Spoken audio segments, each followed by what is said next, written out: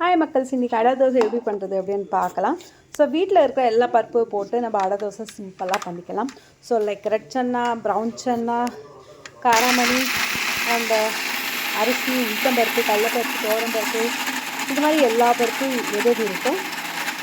கொள்ளு, பசங்க எதெல்லாம் சாப்பிட மாட்டாங்களோ அது அத்தனை பருப்பு போட்டு நைட்டை ஊற வச்சுட்டு காலையிலேருந்து இந்த மாதிரி மிக்ஸி ஜாரில் வீட்டிலே கொஞ்சமாக போட்டு தேவைக்கேற்பட்டு நம்ம இந்த மாதிரி மிக்ஸிலே போட்டு எடுத்துக்கலாம்.